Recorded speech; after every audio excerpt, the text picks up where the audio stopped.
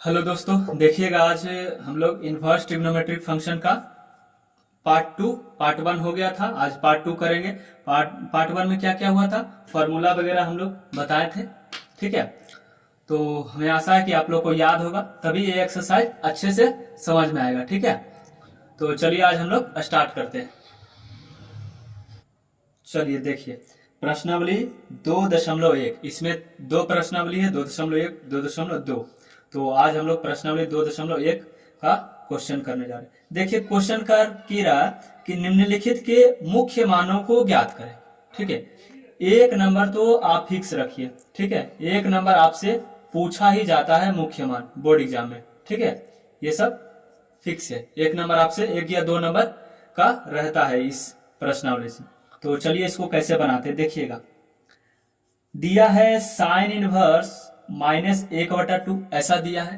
तो ये जो वैल्यू है, हम बताए थे कि जो इनवर्स के अंदर जो भी रहता है वो वैल्यू रहता है, और यहाँ पर दो प्रकार का वैल्यू देगा। ठीक है, जब भी मुख्य मान पूछेगा तो किस कंडीशन में, मुख्य मान की कंडीशन में दो वैल्यूज रहेगा, या तो प्लस में रहेगा या माइनस में रहेगा। पहला प्लस में हो सकता है, दूसरा माइनस में हो सकता है। तो जब भी अगर माइनस में रहे तो हमको यूज करना है सूत्र का, ठीक है, फॉर्मूला का, और प्लस में रहे तो हम लोग डायरेक्ट आंसर भी बता सकते हैं। तो इतना समझ में आ गया। चलिए देखिए कैसे बताते हैं। यहाँ देखिए माइनस में है कि नहीं, तो माइनस वाला फार्मूला लगाएंगे। तो देखिए साइन इनवर्स माइनस है तो माइनस रहने दीजिए। ये जो 1/2 है, मान लीजिए इसको x है, तो साइन इनवर्स -x बराबर बताए थे, माइनस बाहर हो जाता है, होता है कि नहीं, तो माइनस बाहर हो जाएगा, इसमें भी माइनस बाहर हो गया, और साइन इनवर्स x मतलब प्लस में हो जाता है, तो साइन इनवर्स ये जो है -1/2 अब हो जाएगा +1/2, हो जाएगा कि नहीं। तो चलिए आगे करते हैं। माइनस का माइनस, साइन इनवर्स को रहने दीजिए। ये जो 1/2 है इसके बारे में सोचिए। ठीक है, क्या सोचना है, बाहर साइन इनवर्स है तो अंदर भी ये सोचेंगे कि 1/2 साइन कितना डिग्री का मान होता है। तो हम लोग जानते हैं साइन 30 डिग्री का मान 1/2 होता है। कितना डिग्री, साइन 30 डिग्री।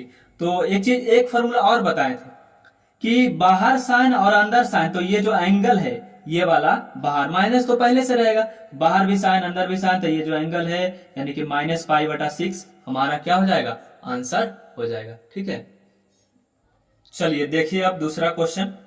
ये वैल्यू क्या है, ये वाला प्लस में दिया, तो प्लस में डायरेक्ट सोचेंगे यार, है कि नहीं। तो कॉस इनवर्स का कॉस इनवर्स रहने देंगे। ये जो √3/2 है इसके बारे में सिर्फ सोचना है। बाहर कॉस है तो अंदर सोचेंगे कि कॉस कितना डिग्री का मान √3/2 होता है। तो हम लोग जानते हैं कि कॉस 30 का मान √3/2 हो जाता है ना। तो ये तो फॉर्मूला आपको बताए थे कि बाहर कॉस अंदर कॉस, तो एक ही चीज होगा, एंगल जो है अंदर में π/6, ये हो जाएगा बाहर, है ना। तो ये π/6 हमारा क्या हो जाएगा, कॉस इनवर्स √3/2 का मुख्य मान हो जाएगा। क्या होगा, मुख्य मान। चलिए अब देखते हैं तीसरा क्वेश्चन।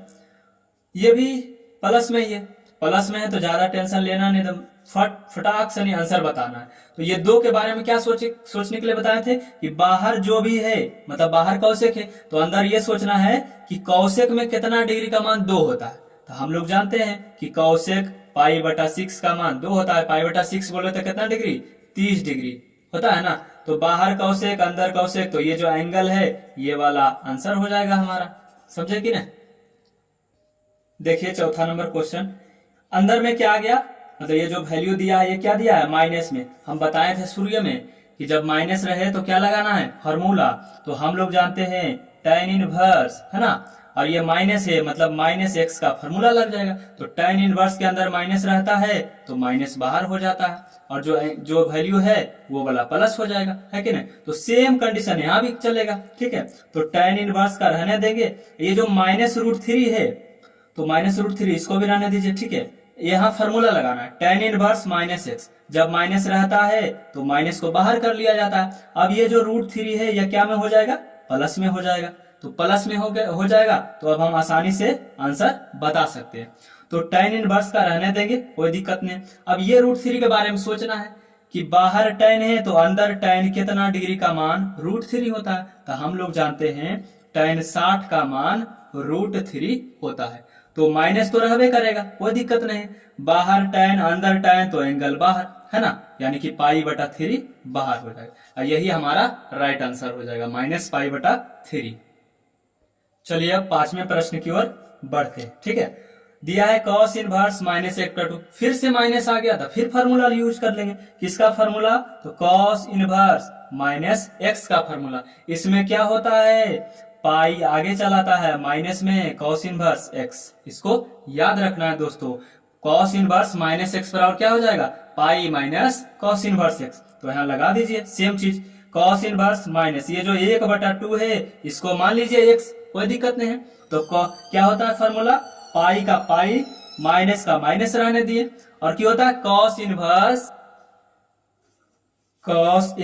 अब ये जो है -1/2 अब ये प्लस में बदल जाएगा, है ना।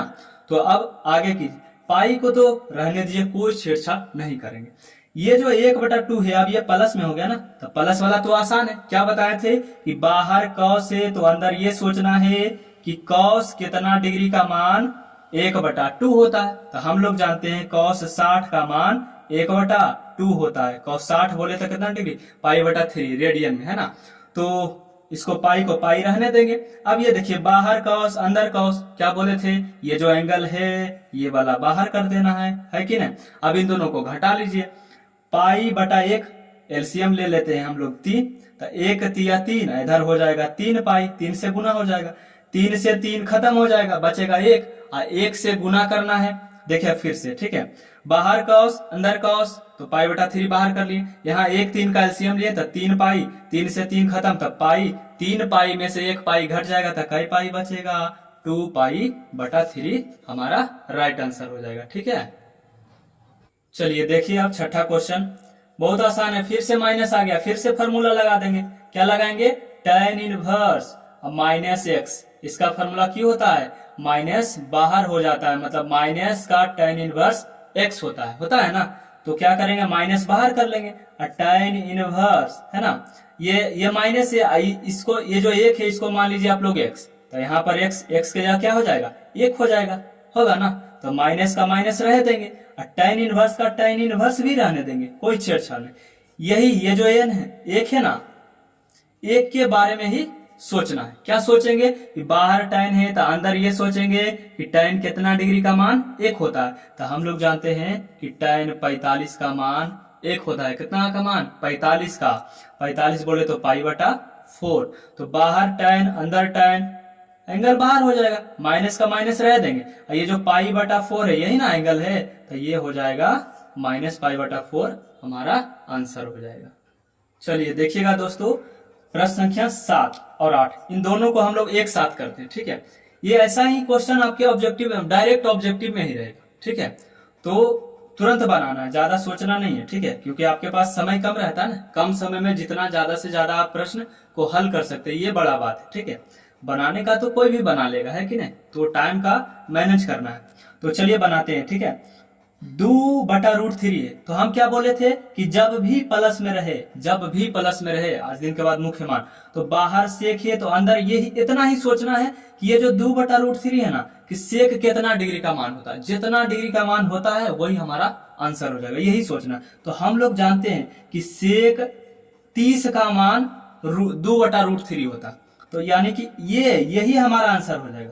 ठीक है, सेक 30 बोले तो π/6 हमारा राइट आंसर हो जाएगा, समझे कि नहीं। ठीक है, चलिए 8वां नंबर देखते हैं। इसी तरह का बाहर cot इनवर्स है, ये वाला प्लस में है, तो प्लस में की बोले ज्यादा नहीं सोचना है। ये जो √3 है, बाहर cot है, तो यही सोचना है कि √3 कितना डिग्री का मान होता है, cot में सोचना है। ठीक है, cot में कितना डिग्री का मान √3 होता है। तो हम लोग क्या जानते हैं कि cot 30 का मान √3 होता है। ठीक है, 30 बोले तो π/6, है ना, π/6। तो ये हमारा राइट आंसर हो जाएगा। आशा करते हैं कि आप लोग को मुख्य मान में कोई दिक्कत नहीं होगा। तो चलिए आज के लिए इतना रहने देते हैं। बहुत बहुत धन्यवाद। अगले वीडियो में आप लोगों से मिलते हैं, तब तक के लिए बाय।